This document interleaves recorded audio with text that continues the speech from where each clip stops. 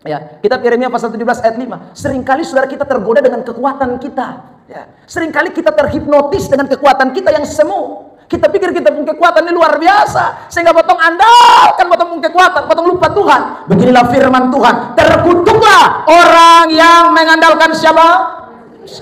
Saudara, kata manusia itu dipakai bahasa Ibrani-nya Adama. Adama itu artinya debutana. Terlalu bodoh, potong andalkan debutana.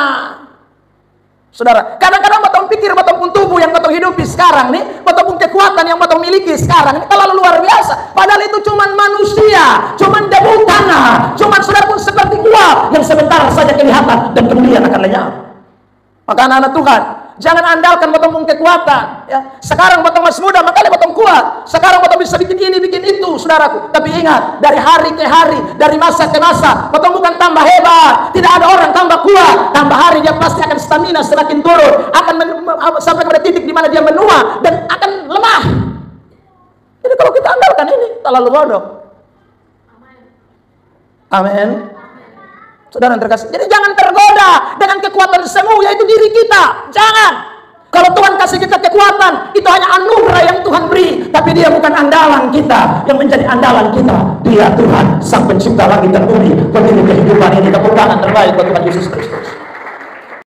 Selamat datang di channel YouTube Pendeta Ebenezer Plymouth. Jangan lupa subscribe.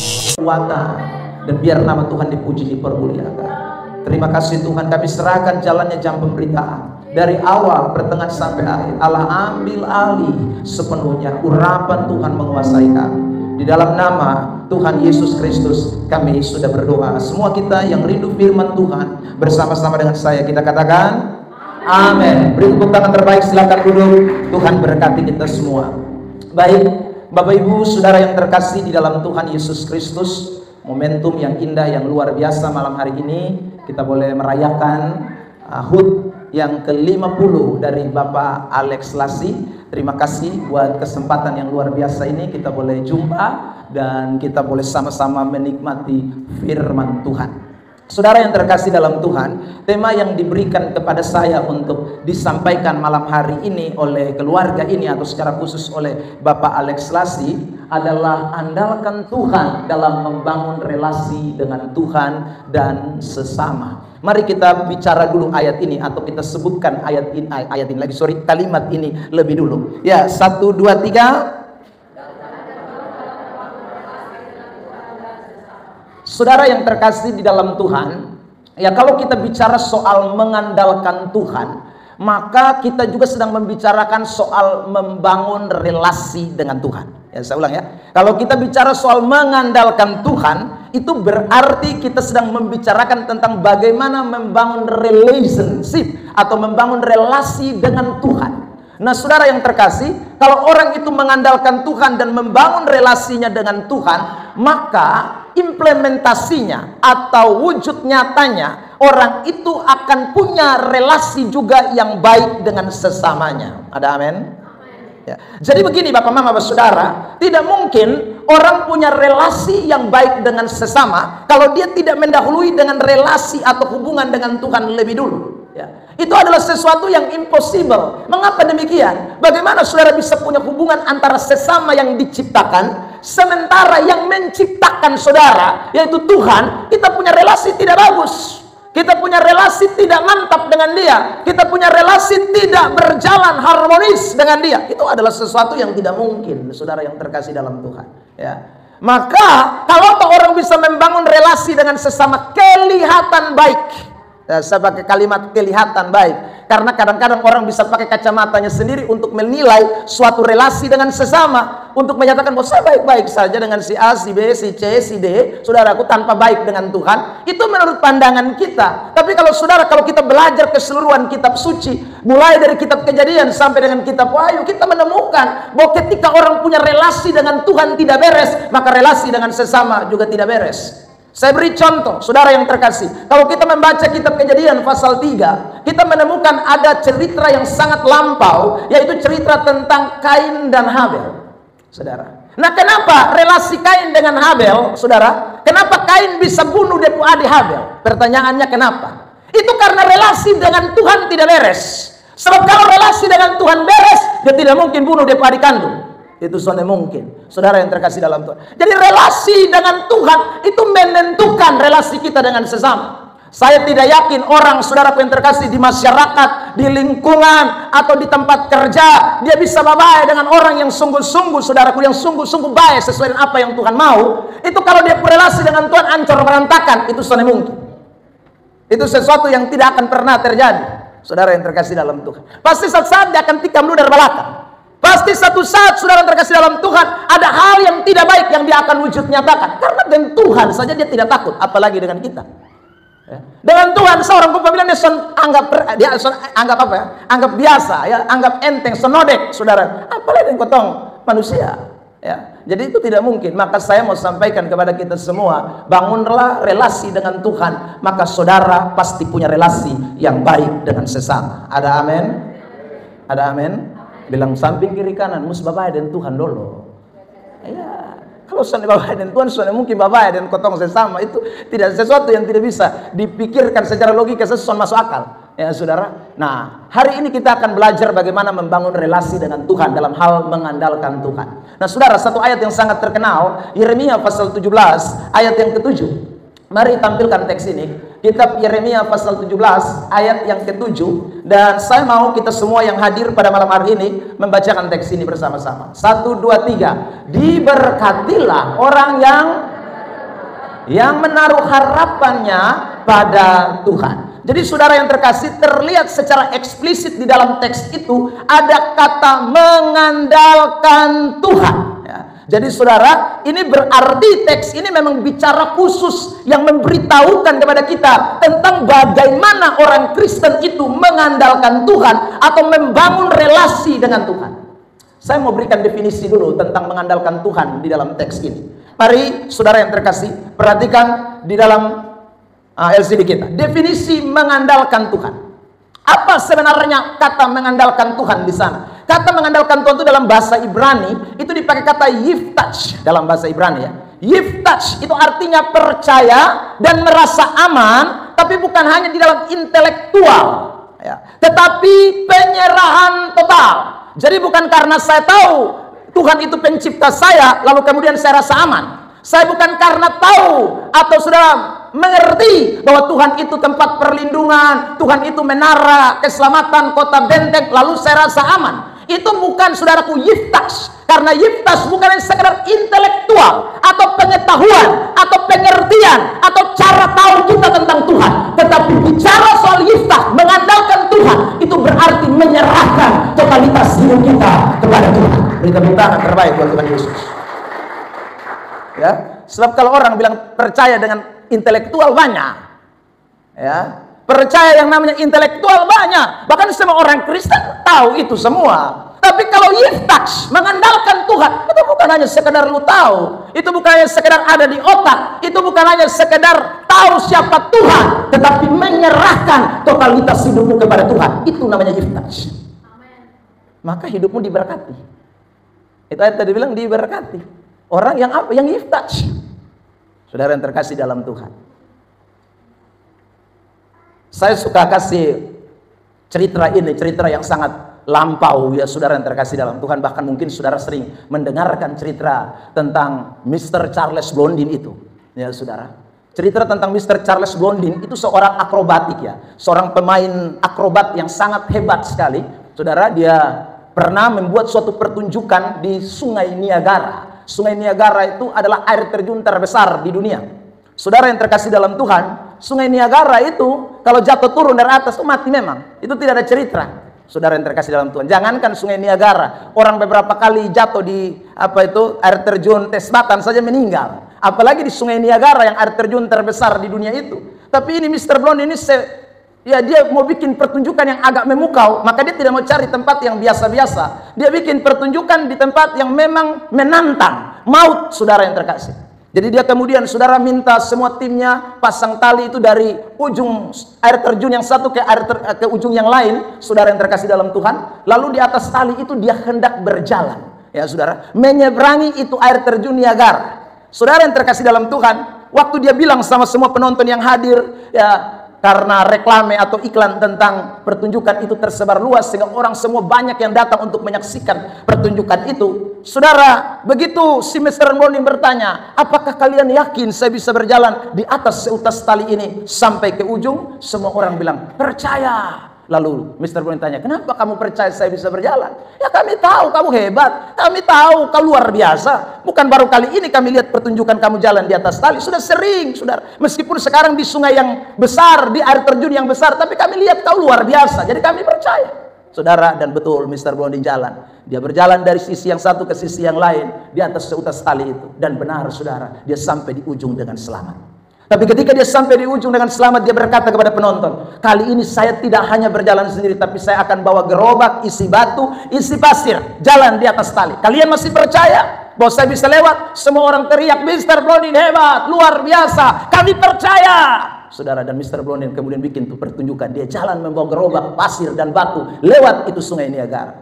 Saudara, sampai di ujung benar dengan selamat. Semua teriak, ya luar biasa Mr. Browning, luar biasa. Saudara, tapi sekarang Mr. Browning, poa itu pasir, poa itu batu. Lalu dia bilang, saudara lihat sekarang gerobak kosong. Saya mau, siapa yang mau mas naik ke atas gerobak ini dan saya bawa dia menuju ke seberang. Semua tahan napas. Tadi berteriak semua bahwa Mr. Browning hebat, Mr. Browning luar biasa. Tapi giliran sekarang Mr. Browning bilang, siapa yang mau naik? Mari sekarang. Kan bos bilang beta hebat toh, tapi mari coba naik. Separuh berbisik, masalahnya ya kredit mekar belum lunas. Ya sudah, baku bisik. Ada yang bilang cicilan motor belum lunas, ada yang bilang ini, ada yang bilang itu, saudara. Ada yang bilang anak baru lahir. Pokoknya alasan banyak, dan mereka tidak ada satupun yang berani naik di atas gerobak itu. Tapi saudara, tiba-tiba di dalam keramaian itu larilah seorang anak kecil dari tengah-tengah keramaian. Lalu kemudian saudaraku, dia naik ke atas gerobak itu. Anak itu naik ke atas gerobak. Saudara yang terkasih dalam Tuhan. Dan waktu anak itu naik di atas gerobak, semua bertanya-tanya, anak siapa nih, cari mati ini? Ya, memang betul tadi dia bawa pasir, ini kali manusia nyawa ini. Ini anak terlalu bodoh ini. Dia pembapak mana? Coba cari dia pembapak mana? Tolong cari dulu. Tapi tidak ada orang tahu ini siapa punya anak. Saudara, ini anak duduk sambil tertawa. Ya saudara yang terkasih dalam Tuhan, tidak ada ketakutan sedikit pun di dalam hati anak ini. Saudara yang terkasih dalam Tuhan, dan Mr. Browning, sekarang saya sudah dapat satu anak yang mau rela memberikan dirinya. Ya saudaraku, anak ini duduk dengan nyaman, dan Mr. Browning bilang, sekarang saya akan berjalan membawa anak ini. Waktu jalan melewati tali itu, saudara, semua orang ketakutan. Karena ini bahaya sekali. Nyawa seorang anak kecil, saudara. Ini nyawa manusia. Tapi saudara yang terkasih dalam Tuhan, akhirnya perlahan-perlahan Mr. Browning membawa gerobak bersama anak itu, dan tibalah di seberang dengan selamat. Semua berteriak, wih dahsyat, luar biasa, ore! Karena orang penasaran, wartawan langsung lari pergi, lalu berjumpa dengan anak kecil itu dan bertanya, nak, kenapa kamu berani sekali naik ke atas gerobak itu? Lalu anak ini jawab, yang dorong beta pun bapak, masa dia mau kasih jatuh beta? Mr. Browning itu saya punya bapak, itu ayah saya, dia yang melahirkan saya bersama dengan ibu saya. Maka saudaraku, saya percaya betul, bukan sekadar percaya, tapi saya menyerahkan hidup saya kepada dia, dan saya tahu tidak ada bapak yang mencelakakan anaknya. Saudara yang terkasih dalam Tuhan, banyak orang Kristen berteriak bilang dia pun Tuhan luar biasa, dia pun Tuhan ajaib. Tapi tidak semua jadi anak-anak Tuhan. Karena anak-anak Tuhan bukan hanya percaya secara intelektual, itu percaya penonton. Tetapi anak-anak Tuhan percaya seperti anak Charles Browning yang menyerahkan totalitas hidupnya hanya kepada Tuhan saja. Amin. Amin. Tanya samping kiri kanan, kamu anak Tuhan atau penonton Tuhan? Ya, banyak Kristen penonton Tuhan, bukan? Ya, kalau menyanyi lagu Allah ku dahsyat berkuasa seluruh bumi sujud. Wih, keren tuh ya saudara. Wah, itu hanya nyanyi sah. Tapi dia hidup dia serahkan.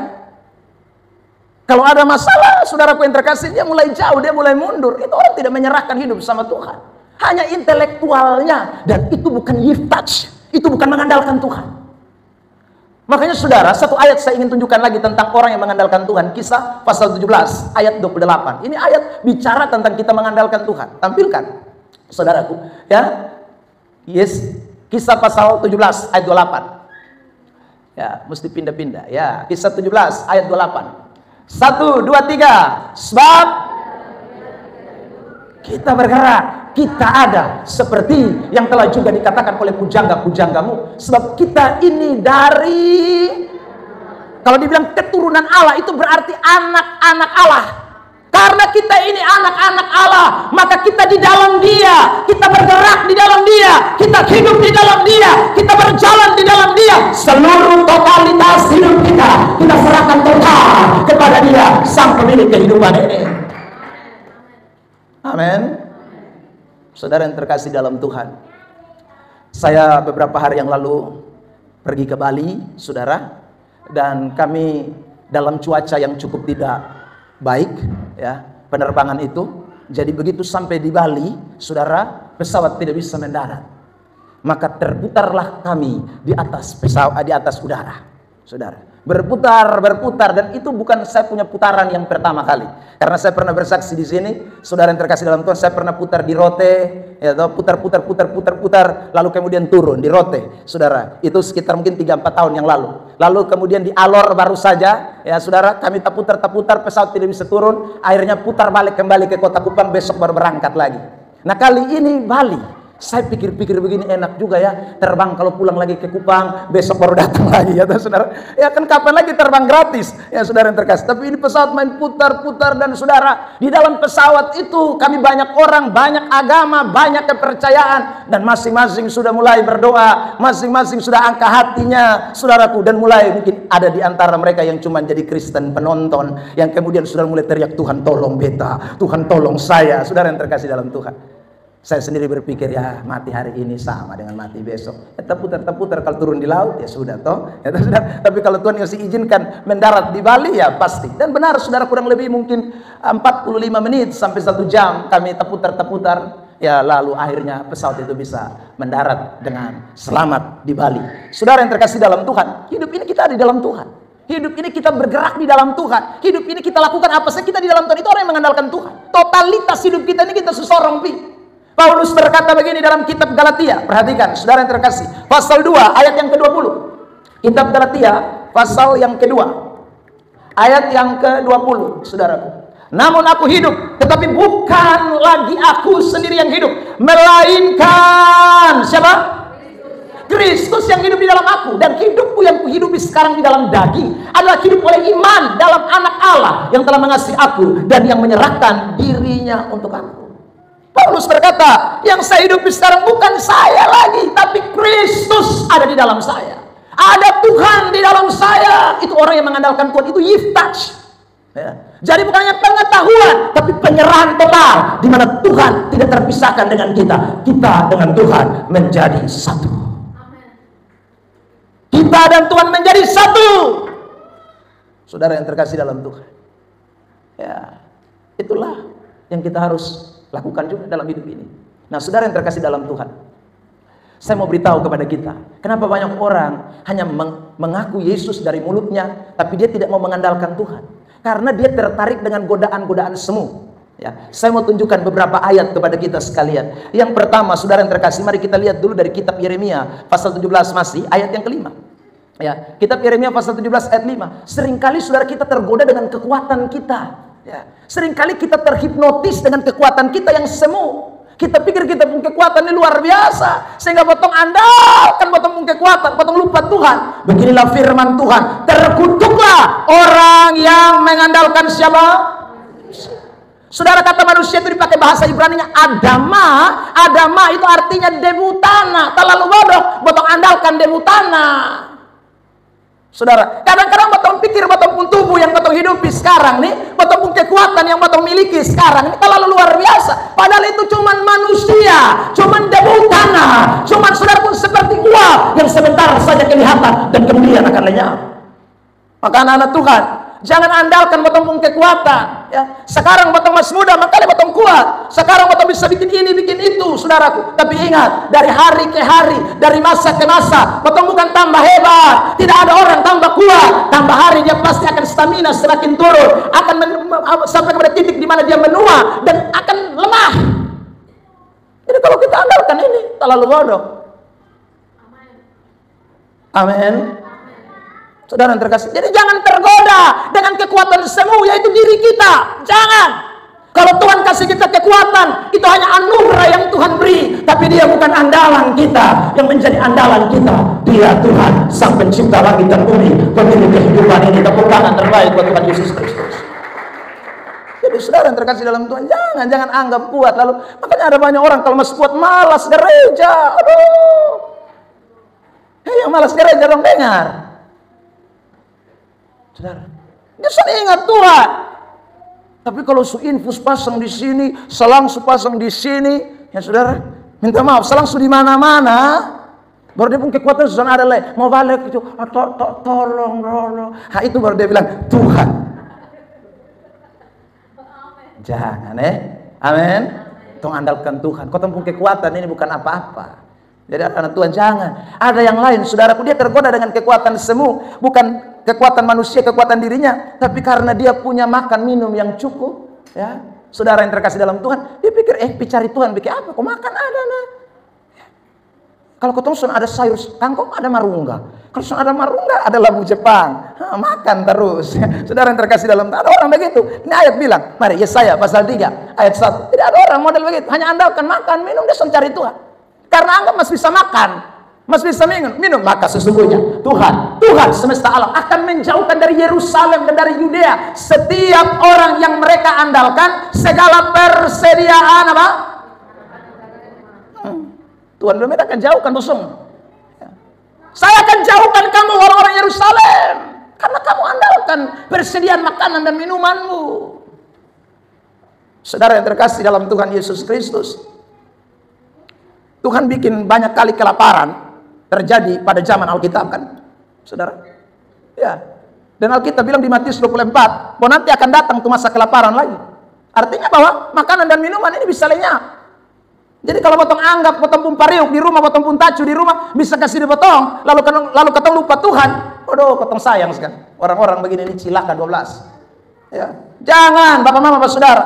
Tuhan boleh berkati kita dengan makanan dan minuman. Tuhan boleh berkati kita dengan 4 sehat, 5 sempurna. Tapi itu bukan andalan kita. Sebab kita bukan hidup untuk makan, tapi makan untuk hidup. Amin. Lebih beda tuh. Jadi kalau makan untuk hidup dengan hidup untuk makan itu beda. Ya saudara. Jadi kalau orang hidup untuk makan itu yang tidak tahu diri. Pokoknya makan terus ya saudara. Itu karena hidup untuk makan memang. Separuh dokter sulara, tapi karena dia hidup untuk makan, jadi biar dokter larang, jadi falong terus. Dia bilang dalam nama Yesus aku berkata makanan ini sehat. Anda salah, karena kita hidup bukan untuk makan. Saudara yang terkasih dalam Tuhan, nah ini penting untuk kita semua pikirkan. Jadi kadang kalau orang sudah mulai mengandalkan kekuatan-kekuatan yang semu itu, saudara yang terkasih dalam Tuhan, kadang-kadang orang mulai merasa bahwa dia punya koneksi, kekuatan koneksi, sehingga dia tidak perlu Tuhan lagi. Ya, apa-apa beta ada kenalan di situ, beta ada kenalan di sini, aman semua. Nah orang begini kadang-kadang Tuhan diabaikan. Lihat ini ayat, saudara yang terkasih dalam Tuhan, kitab Mika, pasal yang ke-7, ayat yang ke-5. Kitab Mika, pasal 7, ayat 5. Sama-sama, jemaat, 1, 2, 3.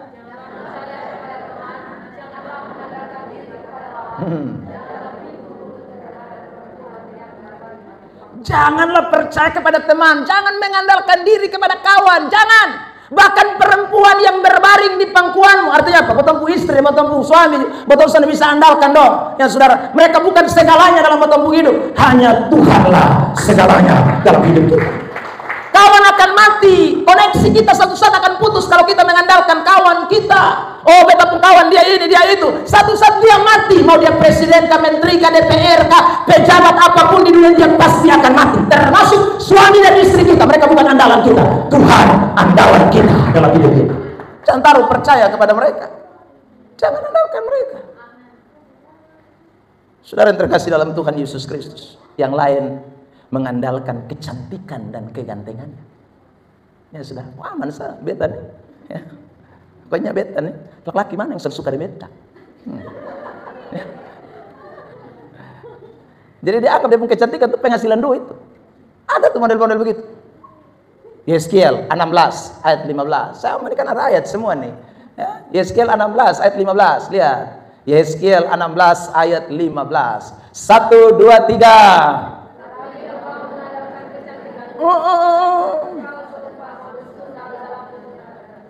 Kemasyhuran, dan engkau menghamburkan persundalanmu kepada setiap orang yang lewat.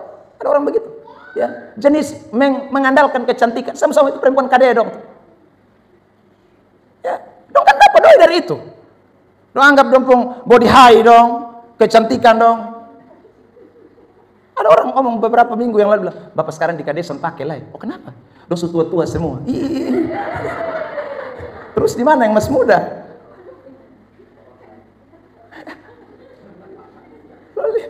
Saudara, berarti ada orang-orang yang rasa kecantikan tuh, kegantengan tuh menjadi sumber sesuatu.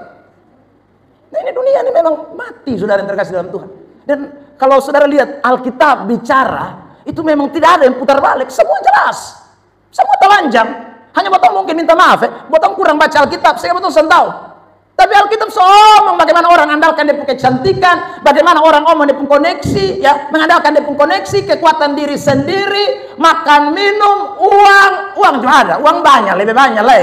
Lukas pasal yang ke-12, Lukas pasal 16 itu bicara soal mengandalkan uang kan, cerita yang cukup lampau tentang orang kaya yang bodoh, tentang Lazarus dan orang kaya yang sama-sama mati. Itu kan satu andalkan doa itu, andalkan kekayaan, andalkan uang, dan habis semua, saudara ada yang menetap. Saudara yang terkasih dalam Tuhan, di bagian lain kalau saudara melihat isi Alkitab kita, ada banyak orang yang mengandalkan kepintarannya. Sehingga Tuhan diabaikan, sehingga Tuhan disepelekan, sehingga Tuhan disingkirkan.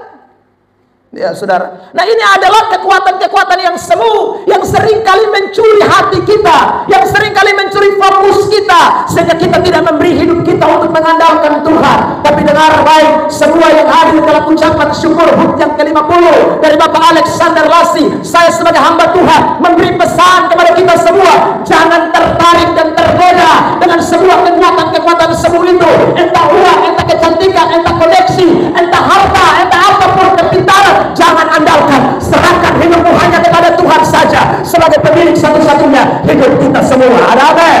Tepuk tangan terbaik buat Tuhan Yesus. Itu anak Tuhan. Ya, jadi ingatlah baik-baik. Nah, karena itu saya pada kesempatan ini mau membagikan 3 hal bagaimana kita mengandalkan Tuhan dalam hidup kita. Saudara yang terkasih dalam Tuhan. Ya, yang pertama adalah kita harus belajar menunggu waktu Tuhan. Sama-sama katakan, saya mau tunggu waktu Tuhan. Saudara, omong mengandalkan Tuhan ini bukan enak, ya, bukan tiba-tiba lu berlutut dalam nama Yesus langsung jadi. Saudara, kalau begitu semua orang mau andalkan Tuhan, ya, kalau begitu orang sontoy dengan harta, sontoy dengan koneksi, sontoy, tapi ini persoalan mesti tunggu nih. Itu kan bikin orang son sabar, ya. Kapan Tuhan, kapan Tuhan, ya saudara. Dong tidak bisa sabar. Kenapa? Karena bicara soal mengandalkan Tuhan itu menunggu waktu Tuhan. Lihat ayat kembali Yeremia 17 ya, ayat 7. Kita bicara kontekstual ini, ya. Yeremia pasal 17 ayat 7. Tampilkan ayat itu. Kitab Yeremia 17 ayat 7. Perhatikan. Diberkatilah orang yang mengandalkan Tuhan, yang menaruh, ini penting kalimat ini, ya, harapannya pada Tuhan, yang menaruh harapannya pada Tuhan. Kata menaruh itu dalam teks bahasa Ibrani, tampilkan saudara yang terkasih dalam Tuhan, ya, saya mencari tahu kata menaruh itu ternyata punya arti menunggu. Ya, menunggu. Jadi menaruh itu sama dengan menunggu. Menunggu harapan, menunggu mujizat, menunggu keajaiban, menunggu kesuksesan. Itu orang yang mengandalkan Tuhan. Beri tepuk tangan terbaik buat Tuhan. Ini dari kata yakshal dalam bahasa Ibrani. Jadi kata menaruh itu dalam bahasa Ibrani yakshal, yang artinya menunggu. Lihat, kita kasih gambar ini. Ada tunggu. Ini ada tunggu jodoh.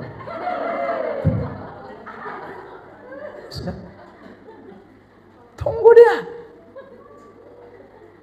Mungkin satu selewat. Sorry, aku tidak tertarik pada kecantikan. Aku tunggu waktu Tuhan. Saudara yang terkasih, mungkin satu lewat, buang-buang doi. Pakai amas sama bilang, mari. Tapi dia bilang, no. Waktu Tuhan.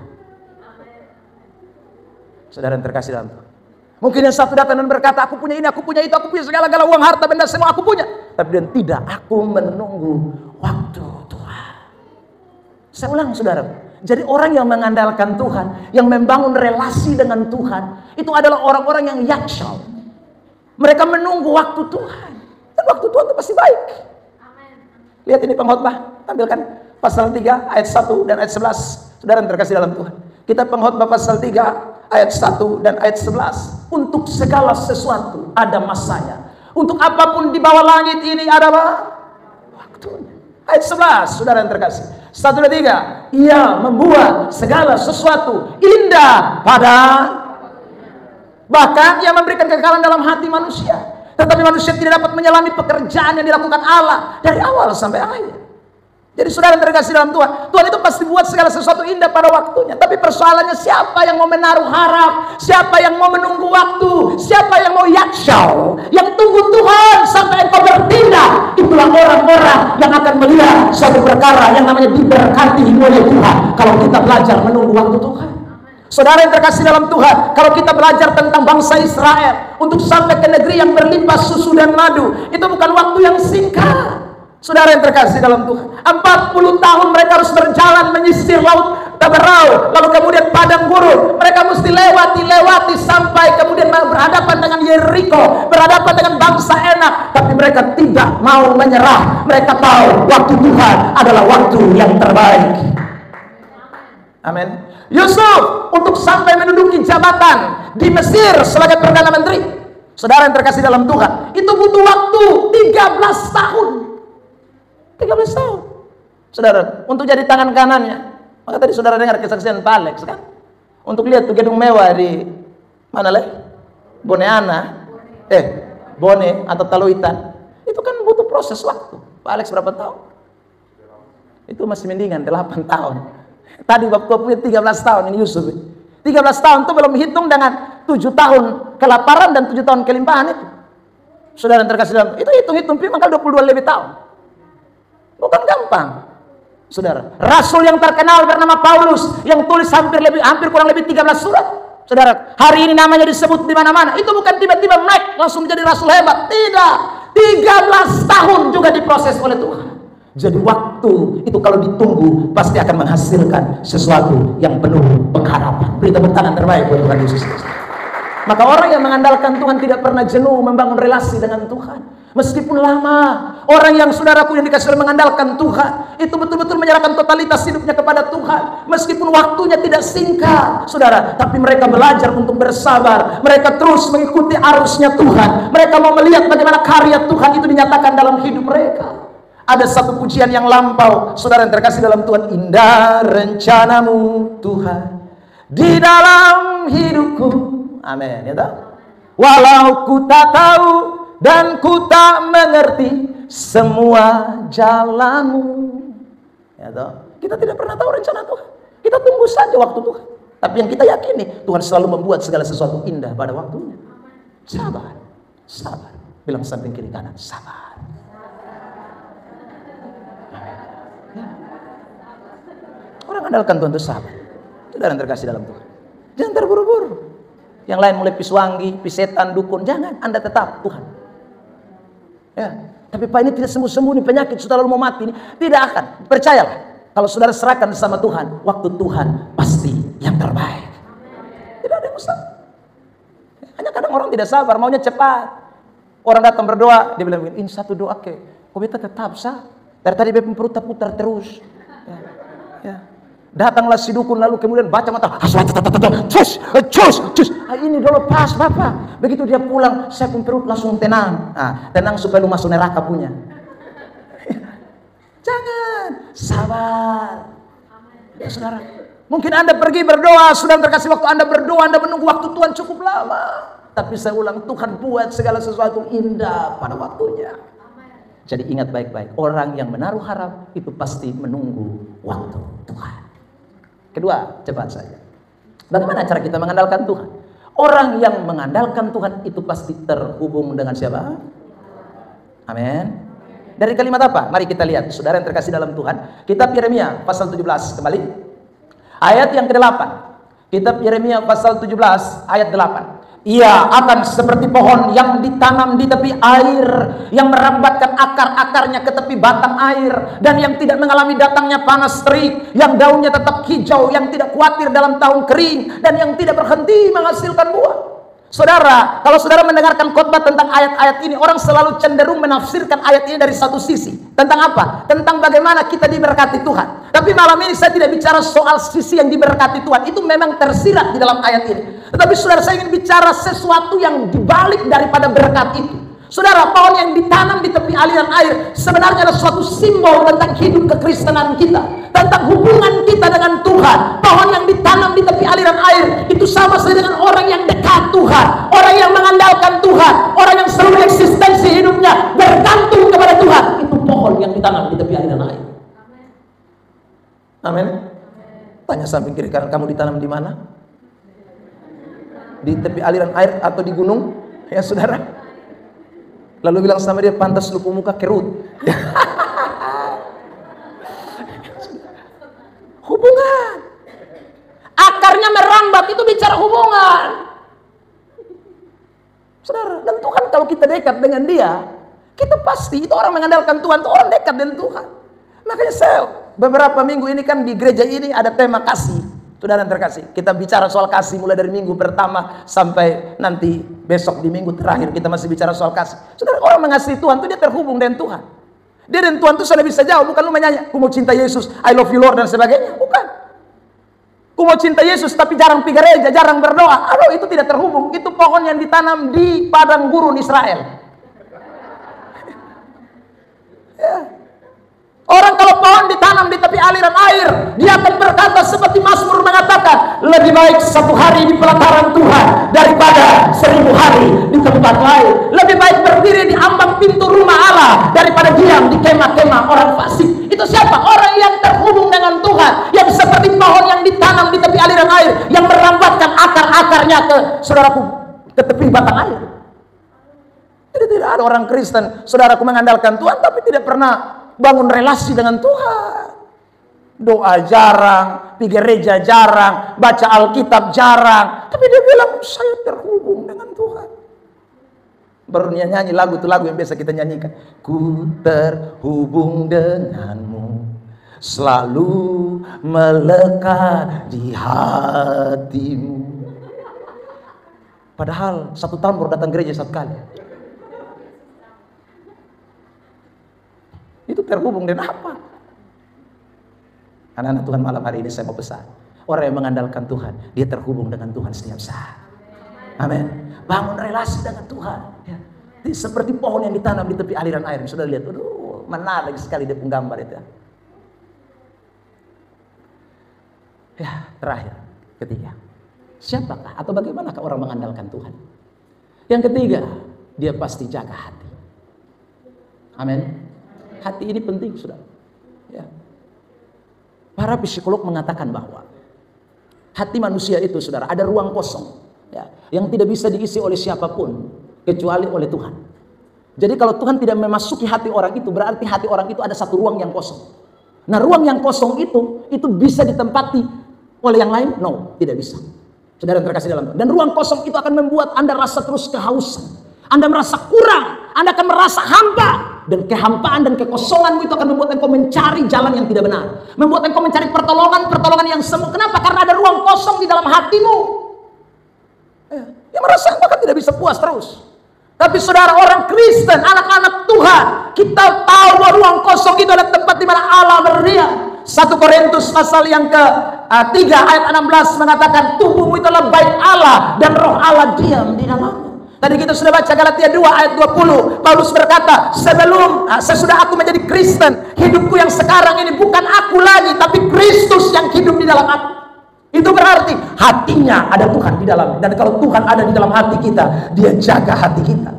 Sudah, tapi kalau Tuhan tidak ada dalam hati kita, Yeremia 17 bilang begini. Mari kita lihat sekarang ayat yang ke-10, 9 dan 10. Saudara yang terkasih, masih konteks ya. Tadi kita baca ayat 7, sekarang 9, 10. Bersama jemaat, 1, 2, 3.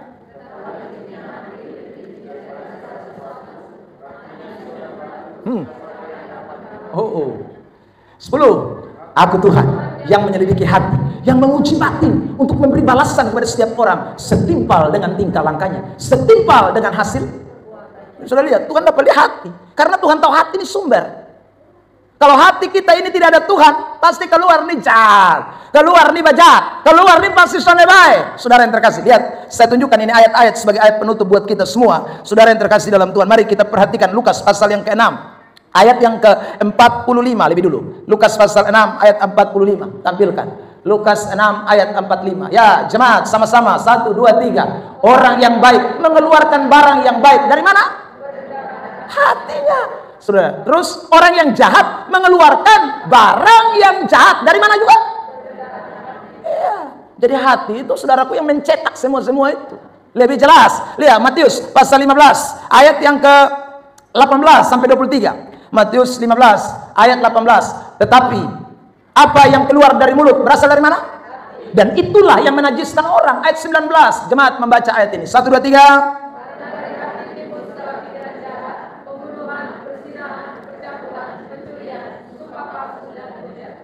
Kenapa orang tidak bertobat?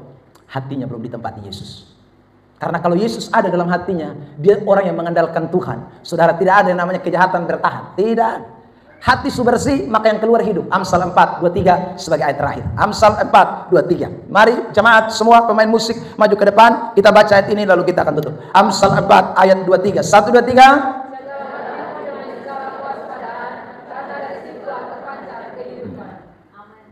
Jadi hari ini kita semua mengandalkan Tuhan.